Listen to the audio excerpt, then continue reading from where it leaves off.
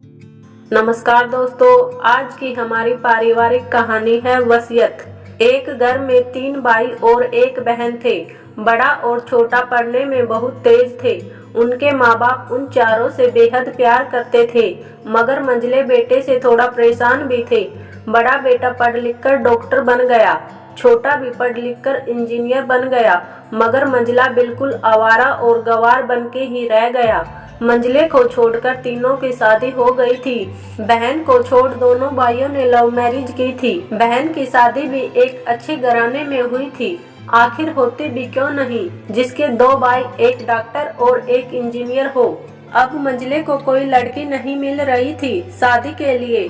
आखिर मिलती भी कैसे, क्योंकि काम दाम तो था नहीं, ऊपर से गंवार। आखिर ऐसा कौन बाप होगा जो अपनी बेटी को जानबूझकर एक निकम्मे गंवार के गले बांध देगा।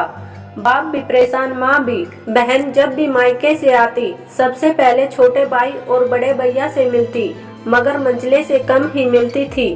बस औपचारिकता निभा देती थी, भाई है सोचकर, क्योंकि वह न तो कुछ दे सकता था और न ही वह जल्दी घर पर मिलता था। गंवार वैसे वह दिहाड़ी मजदूरी करता था, पढ़ नहीं सका तो नौकरी कौन देता। इसी फिक्र में मंझले की शादी किए बिना बाप गुजर गए। माँ ने सोचा कहीं अब बंटवारे की बात ना निकले, इसलिए अपने ही गांव से एक सीधी सादी लड़की से मंझले की शादी करवा दी। शादी होते ही ना जाने क्या हुआ कि मंझला बड़े लगन से काम करने लगा। दोस्तों ने कहा, ए चंदू आज अड्डे पे आना। चंदू, आज नहीं फिर कभी। दोस्त, अरे तू शादी के बाद तो जैसे बीबी का गुलाम ही हो गया। चंदू, अरे ऐसी बात नहीं, कल मैं अकेला एक पेट था तो अपनी रोटी के हिस्से कमा लेता था, अब 2 पेट हैं, कल हो सकता है 3 पेट हो। घर वाले नालायक कहते हैं, मेरे लिए चलता है, मगर मेरी पत्नी मुझे कभी नालायक कहे तो मेरी मर्दानगी पर एक बद्दा गाली होगी, क्योंकि एक पत्नी के लिए उसका पति उसका घमंड, इज्जत और उम्मीद होता है। उसके घर वालों ने भी तो मुझ पर भरोसा करके ही तो अपनी बेटी दी होगी, फिर उनका भरोसा कैसे तोड़ सकता हूँ। कॉलेज में नौकरी की डिग्री मिलती है, पर ऐसे संस्कार माँ बाप से मिलते हैं। इधर घर पे बड़ा और छोटा भाई और उनकी पत्नियां मिलकर आपस में फैसला करते हैं कि जायदाद का बंटवारा हो जाए, क्योंकि हम दोनों लाखों कमाते हैं, मगर मंझला ना के बराबर कमाता है। कल तक तो ठीक था, मगर अब उसने शादी भी कर ली है, सब खर्चे हमें ही उठाने पड़ेंगे। ऐसा नहीं होगा। माँ के लाख मना करने पर भी बंटवारे की तारीख तय होती है। आज बंटवारे का दिन था। बहन भी आ जाती है, वकील भी और गांव के कुछ बड़े बुजुर्ग भी, मगर चंदू है कि काम पे निकलने के लिए बाहर आता है। उसके दोनों भाई उसको पकड़कर भीतर लाकर बोलते हैं कि आज तो रुक जा, बंटवारा कर ही लेते हैं। चंदू कहता है, तुम लोग बंटवारा कर लो, तुम लोगों को जो मर्जी जिसमें खुशी मिले रख लेना, बस मेरे हिस्से में माँ रख देना, कहकर जैसे ही जाने लगता है। वकील कहता है, ऐसा नहीं होता, साइन करना पड़ता है। चंदू, ओके बोलो किसमें साइन करनी है। बहन, अरे मूर्ख, तू गंवार का गंवार ही रहेगा। तेरी किस्मत अच्छी है कि तुझे इतने अच्छे भाई भाभी मिले हैं। माँ, अरे चंदू आज रुक जा बेटा, बंटवारे की शुरुआत होती है। बंटवारे में कुल 10 बीघा जमीन में दोनों भाई 5-5 रख लेते हैं और चंदू को पुश्तैनी घर छोड़ देते हैं। तभी चंदू जोर से चिल्लाता है, अरे हो गया बंटवारा। दोनों भाई एक साथ कहते हैं, हाँ हो गया।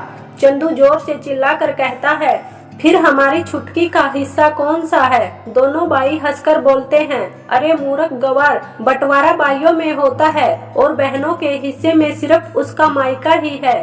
चंदू, ओ शायद पढ़ा लिखा न होना भी मूर्खता ही है, ऐसा नियम है, ये मुझे पता नहीं था। ठीक है, आप दोनों ऐसा करो, मेरे हिस्से की वसीयत मेरी बहन छुटकी के नाम कर दो। दोनों भाई चकित होकर बोलते हैं, और तू। चंदू माँ की ओर देखकर मुस्कुराकर बोलता है, मेरे हिस्से में माँ है ना। फिर अपनी बीबी की ओर देखकर मुस्कुराकर पूछता है, क्यों चंदूनी जी, क्या मैंने गलत कहा।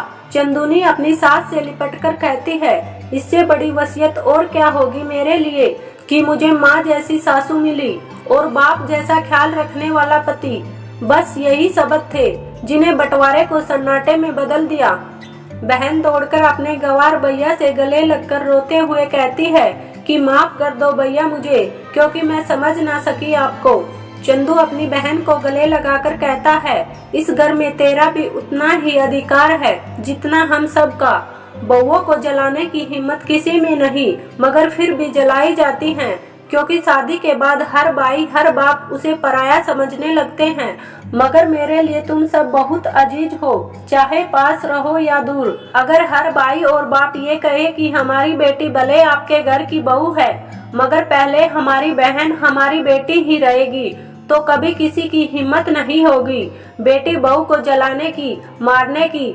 माँ का चुनाव इसलिए किया ताकि तुम सब हमेशा मुझे याद आओ, क्योंकि ये वही कोख है जहाँ हमने साथ साथ 9 महीने गुजारे। माँ के साथ तुम्हारी यादों को भी मैं रख रहा हूँ। दोनों भाई दौड़कर मजले से गले मिलकर रोते रोते कहते हैं, आज तो तू सचमुच का बाबा लग रहा है। सबकी पलकों पे पानी ही पानी था, सबकी आंखों में पछतावे के आंसू साफ दिखाई दे रहे थे। फिर सब एक साथ फिर से रहने लगते हैं। डिग्रियां समझ देती हैं, ज्ञान देती हैं, मगर संस्कार रिश्तों को हमेशा सम्मानित करते हैं, एक सूत्र में बांधकर। थैंक यू दोस्तों। अगर कहानी पसंद आई हो तो वीडियो को लाइक और चैनल को सब्सक्राइब जरूर करें। मिलते हैं फिर किसी और कहानी के साथ। धन्यवाद।